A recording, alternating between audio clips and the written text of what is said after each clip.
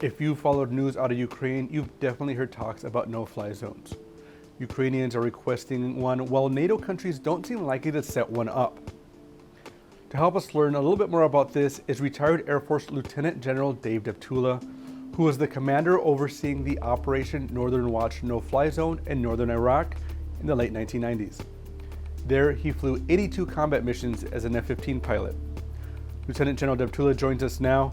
Welcome, sir. Let's start at the basics. What exactly is a no-fly zone? Well, Daniel, first, thanks very much for having me on today.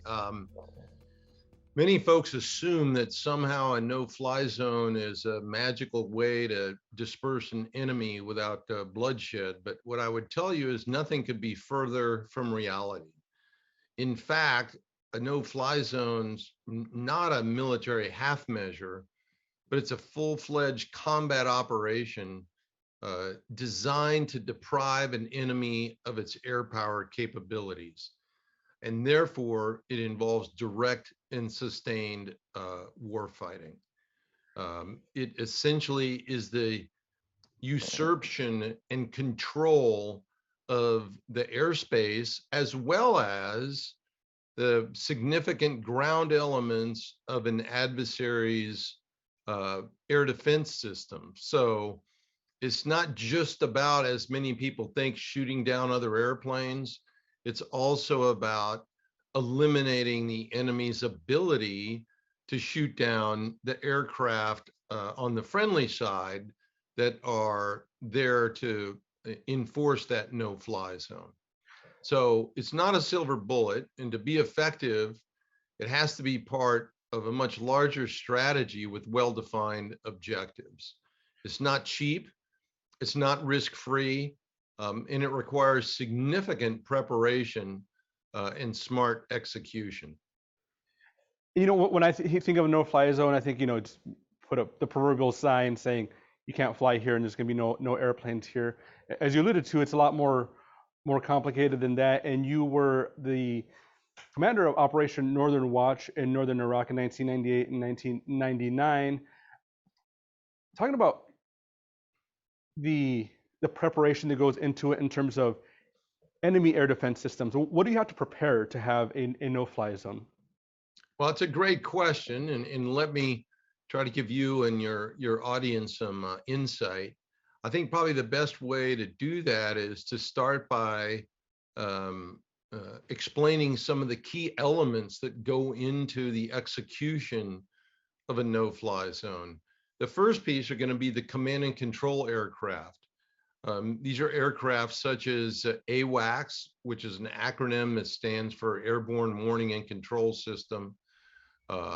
Then there's a whole series of intelligence, surveillance, and reconnaissance aircraft, things like the Global Hawk, remotely piloted aircraft, the EP-3, the RC-135, which is known as rivet joint. This collects enemy electronic signals and communications intelligence. Drones like the MQ-9, aircraft like the U-2, aircraft that can collect information and make sure that the friendly aircraft enforcing the no-fly zone know where the enemy is and the kinds of systems they're operating. Then there's suppression of enemy air defense aircraft. These are aircraft like Navy EF-18 Gs, the F-16s, F-22s, aircraft that can hone in on adversary air defenses and eliminate them. Then there are the counter-air aircraft. These are the ones that people normally think about populating a no-fly zone. This is F-22s, F-15Cs, Rafales, Typhoons, if we were involved in a European scenario. They're the ones that take on any aircraft of the adversaries that might attempt to penetrate the no-fly zone. Then you have a series of strike aircraft. These consist of aircraft like F-35s, F-15Es, F-16s, B-1s, so on and so forth, but aircraft that can attack elements of the enemy's integrated air defense systems. And then, of course, you have your air refueling aircraft to keep everyone airborne. and then a combat search and rescue capability in the unlikely event or unfortunate event that one of our friendly aircraft went down. So you can see it's not a handful of airplanes of one type. It's not just a bunch of fighters. It's fighters, bombers, command and control aircraft, intelligence, surveillance, reconnaissance aircraft, refueling aircraft, search and recovery aircraft. So pretty complex operation. If there was a no-fly zone in Ukraine, head up by NATO countries, would that mean that Ukrainian Air Force jets wouldn't be able to fly, or would they be the ones allowed to fly and actually do combat missions? Well, it's an excellent question. I mean, the fact of the matter is that there are a variety of questions like that that need to be addressed to ensure that the no-fly zone is effective. So, if I may, in answering your question, let me talk a bit about how all these aircraft need to come together and be employed. Because in order to put together an effective no-fly zone, everyone involved needs to understand the answers to some of the following questions, and there are others for sure, but sort of the main ones. In the case of the United States participation, just what are the critical U.S. national security interests at stake that are worth the expenditure of U.S. blood and treasure? I mean, that's kind of the most important one from the US perspective, and other coalition nations that would participate would have the same question. What's the desire to end state? I mean, what are you trying to do with the no-fly zone? Who's the engagement authorizing authority? In other words, so we identify a hostile aircraft, or we get a hostile act. Generally, that is an enemy radar illuminating one of our aircraft. Who gives the authorization to now destroy either the other aircraft or the surface-to-air missile system? What are the command relationships? This gets to your question.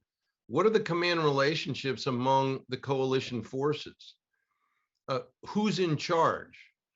If there was going to be a no-fly zone established over Ukraine, what's the relationship between the Ukrainian command authorities and the other participating coalition nations authorities? What are the rules of engagement? Where's the area of coverage? Is it going to be the entire country? Is it going to be a part of the country? What's the duration of the coverage? 24/7, daytime only, or a couple hours a day? I mean, in Iraq, both Southern Iraq and Northern Iraq, for 13 years, we didn't cover the no-fly zone 24/7. It was 5 or 6 hours a day, 4 or 5 days a week. So how long do we anticipate the entire operation taking? Because answers to these questions then go into the logistics and the sustainment requirements to keep this going. But then here's another piece. Okay, what enemy elements are subject to engagement?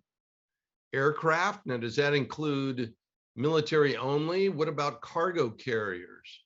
Are aircraft only airborne going to be engaged, or can we take out aircraft on the ground? How about airfields? The most effective way to take out an adversary's air power capability is to kill it on the ground, not wait till it takes off. And then, as we discussed earlier, there are air defenses, surface-to-air missiles, anti-aircraft artillery, command and control, communications. What do you use as a basic indicator of a hostile act or hostile intent requirement? Helicopters, can we take out helicopters? Do they have to be in flight or stationary or in transition? And then theater ballistic missiles and cruise missiles, both of which the Russians have used against Ukraine.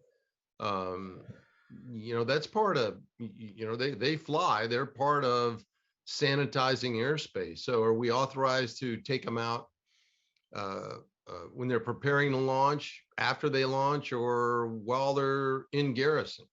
So as you can see, there are a variety of issues that have to be addressed before one can set up an effective no-fly zone. If we put a no-fly zone in place, we would be at war with the Russians. That's what everybody wants to avoid right now. I think war is at our doorstep because we're part of NATO, and the war is there right next to Poland and other NATO countries. This would be effectively taking it one step further and having NATO countries in combat with the Russians.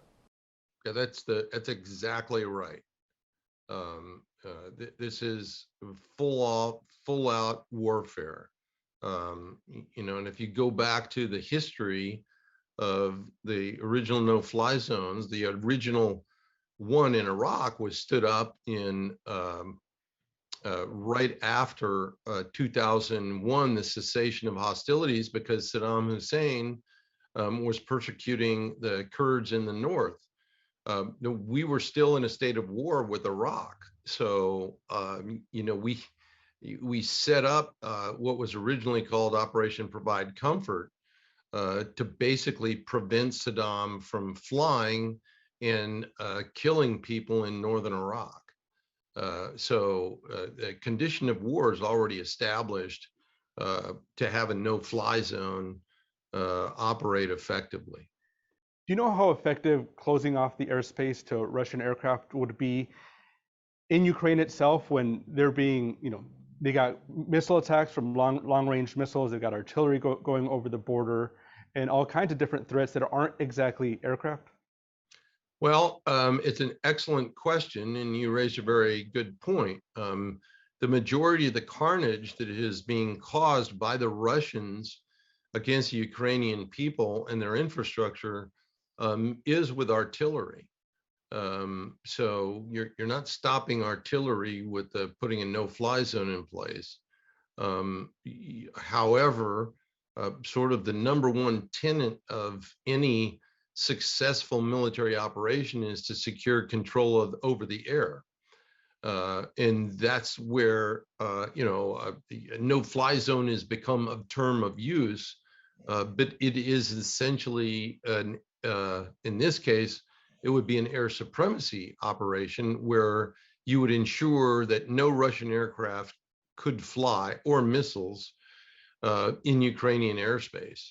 But once again, this is a full-out combat operation, and it certainly wouldn't halt artillery strikes, but it would enable the combatants, in this case, Ukrainians, and if NATO got drawn into it, to be able to attack those artillery sites and forces on the ground. That's why air superiority is so important, because it enables the side that has that air superiority freedom to attack the adversary from the air. And just this week, there have been plans that may or may not go forward of getting more and more planes to Ukraine fighter pilots. Are you saying that's the better answer, is just getting more planes, more Air Force to get that air superiority? Well, better option again to do what? I mean, to enable to assist the Ukrainians in defending themselves, absolutely. The transfer of the 28 MiG-29s that are now in Poland to Ukraine should have been a no-brainer, and it should have happened without all the fanfare that's going on in the media, and it should have been done quietly. You have Ukrainian pilots take the train to Poland, fly the jets back to Ukraine, paint over the fin flashes from Poland, and get them into the fight. No one's going to know or could tell where those airplanes came from. This isn't rocket science. So, and I would tell you, there's still the option to do that, and an option that is still available. It parallels how the U.S. You in the audience may have forgotten, but in the run up to World War II, the U.S. had a neutral stance Due to the neutrality clause, the US refused to directly deliver armaments to Britain. Well, Winston Churchill called President Roosevelt and he begged for the delivery of the aircraft. The US obliged, but informed Britain that it wasn't possible to fly the aircraft directly to Canada. So the US moved aircraft to the US-Canadian border, and Britain took delivery of them by pulling them into Canada by horses and trucks. So the Poles could fly their MiG-29s to roads next to Ukraine, and the Ukrainians could then tow them over the border. You follow me? And so let's move out here. Some of these folks need to be stop being deterred by Putin, because if we transfer a pocket knife, he's going to object. And a weapon system's a weapon system. NATO's given Ukraine rifles and missiles, so it's time to give them the aircraft that can immediately be put to use as well. In general, what are some lessons learned from your time running a no-fly zone in northern Iraq? Well, in that particular circumstance, the no-fly zone was extraordinarily effective because there were not only did we prevent Iraqi aircraft from flying in the area, we essentially took apart and eliminated their air defense system. I think it's important, and I'll kind of wrap this up, to recognize that a no-fly zone is an air occupation of someone else's sovereign country with attendant consequences. So as an indicator, in 1999, when I was the Operation Northern Watch commander, in that 1 year alone, we destroyed more than 140 large caliber anti-aircraft artillery guns. We destroyed more than 30 surface-to-air missile radars. We destroyed more than 15 surface-to-air missile launchers, and more than actually dozens of surface-to-air missile command and control vans and other elements of the Iraqi integrated air defense system. So no-fly zones can be very effective. However, they have to be very well defined. And the establishment of a no-fly zone over Ukraine would unquestionably be a major escalation, where Ukraine would gain NATO as a co-belligerent, but without the precursor of a formal alliance. So in effect, this political use of air power would mirror the entangling alliances that brought Europe into World War I, and that's something that we simply don't want to repeat. And sir, we're going to see how this plays out. This has been a fascinating conversation. Thanks for coming on the show. You bet. Thank you, Daniel. Have a great day. You too.